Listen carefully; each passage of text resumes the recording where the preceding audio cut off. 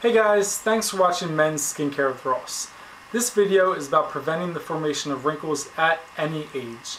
Now, this information is great for both guys and girls, and it's basically just 7 steps to consider on a daily basis that are going to really help you in the long run.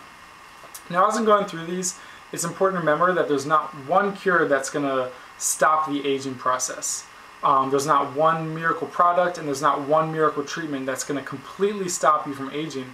But there are some really great things that you can do on a daily basis to kind of prevent your skin from aging before it's supposed to and give you a young, fresh, tight appearance that's going to last for a really long time. Okay, so that being said, let's get started. The first one I have stressed in some of my other videos and I can't stress it enough right now. And that is every single person should use a daily moisturizer with sunscreen of 15 or higher every single day of the year. Now, it is very well known that exposure to the sun and UV rays is the #1 cause of premature skin damage. Damage includes skin wrinkling, skin sagging, fine lines, discoloration. All that bad stuff is caused by the sun. And regardless of whether it's sunny, cloudy, rainy, snowing, whatever, you need to wear sunscreen every single day of the year. You'd be surprised to figure out that on a cloudy day or a snowy day, the sun can be more intense than it is on a perfectly clear day. So that means, again, every single day, a daily moisturizer with sunscreen of 15 or higher. Now, it's kind of killing 2 birds with 1 stone because the moisturizer is going to hydrate your skin, it's going to prevent your skin from losing water, and it's going to promote normal and healthy skin functioning. The sunscreen is going to block out the 2 types of UV rays. We have UVB and UVA. UVB is very easy to block out, and pretty much all moisturizers with sunscreen are going to be able to block out UVB. However, the second type of UV rays, UVA, is a little bit more tricky to block out. So what I did, I wrote down a list of the 4 approved ingredients that are reliable for UVA sun protection. So I'm going to put these up and take a look and make sure that the moisturizer you choose to use every single day includes one of these 4 ingredients. The 5th one on this list is called Tinosorb, and it is not approved for use in the United States, but if you're watching from a different country, this is a great ingredient as well. So if you're outside the US, you can see all 5. If you're inside the US, just the first 4, okay? So here's the list right here. This list was published by Paula Bigon in her book called Don't Go to the Cosmetics Counter Without Me. And that book is basically just a encyclopedia of skincare information that I use as a reference. And that's where I got this list from. I also have a list here of the 4 really great and inexpensive daily moisturizers with sunscreen that I recommend and also that Paula recommends for use on a daily basis. So take a look at these. Maybe you want to pause your computer for a second so you can jot these down, but you'll see we have Clinique, we have Neutrogena, we have Lab Series, and then we also have one from Olay. Now, Clinique's line called Skin Supplies for Men is excellent. I know I own a bunch of their products and I really like everything they put out. I've heard that Olay Regenerist is the best line in terms of anti-wrinkle and anti-aging creams. So they're the most technologically advanced, I guess you'd say. But these are great inexpensive options. They're going to last for quite a while, and you'll notice in the long run a huge improvement. Your skin is very resilient, so once you do start protecting it from the sun, it's going to jump back and it's going to regain some of its youthfulness, I guess you could say. So before I move on, if you decide not to do any of these other options, please at least do #1. Wear a daily moisturizer with sunscreen every single day, and you're going to be benefiting from that for a really long time. Alright, so the second one I have here is drinking water. Every single person should drink between 6 to 8 glasses of water every single day, and that's a widely known fact.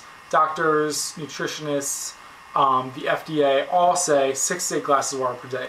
It's going to flush out the toxins of your system, and the way your body is on the inside is portrayed by your skin on the outside. If you're healthy and you're toxin free, Your skin's going to be bright, it's going to be plump and very well hydrated. If you don't drink any water and you're drinking soda all day long, your skin's going to be dry, you're going to have pronounced wrinkles, pronounced fine lines. So it's very important to drink enough water. Do whatever you can. Carry around a water bottle with you, keep a glass of water on your desk, just whatever you can do to make sure you're getting enough water on a daily basis. The third step is exfoliating regularly. And by regularly, I don't mean every day, I mean about once or twice a week. And there's two types of exfoliating. You can use a mechanical exfoliant, which is a washcloth, a face brush, or a facial scrub. Or you can use a chemical exfoliant, which is going to be BHA or AHA, which I have other videos about chemical exfoliants. What exfoliating does is just the process of removing the dry and dead skin cells on the outermost layer of your skin. Sometimes when these skin cells build up, they give your skin a dull and gray appearance. And by using an exfoliant to slough them off, you're going to reveal a brighter, more youthful layer of skin.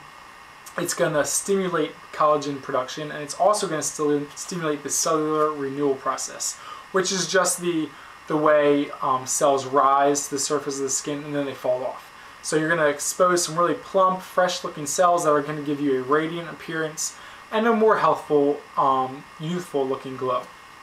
So exfoliate once or twice a week, and you're going to notice a big difference. The fourth step is wearing protective accessories. Now, protective accessories include sunglasses, hats, and protective clothing. I would mostly recommend wearing sunglasses because they do two things. They're going to physically block this section of your face from the UV rays, and the area around your eye is very, very delicate. And they're also going to prevent you from squinting everywhere you go. This constant squinting action when you're not wearing glasses kind of causes the muscles to strain the section in the face, and over time it's going to break down and form wrinkles. Same thing goes with expression lines around your mouth and on your forehead. The facial expressions that you portray every day as you're walking around are going to have a big effect on the way your skin ages. If you're constantly walking around and you're frowning, or when you think, you squint your forehead, things like that you need to address, because in the long run you're going to develop lines on your forehead, you're going to develop facial lines here, so just be aware. I'm not saying not to show any emotions, but just be aware that if you're walking around in thought that you're not frowning or squinting your forehead or squinting your eyes, because that's going to make a really big difference. In terms of wearing protective clothing, you don't need to cover up 100% because your body does need exposure to some UV light for vitamin D synthesis, but I'm talking about excessive exposure. If you know you're going to be out in the sun for long periods of time, make sure you cover up, make sure you wear sunscreen on all parts of your body. Alright, so moving on to number 5 here, I already mentioned it, was facial expressions.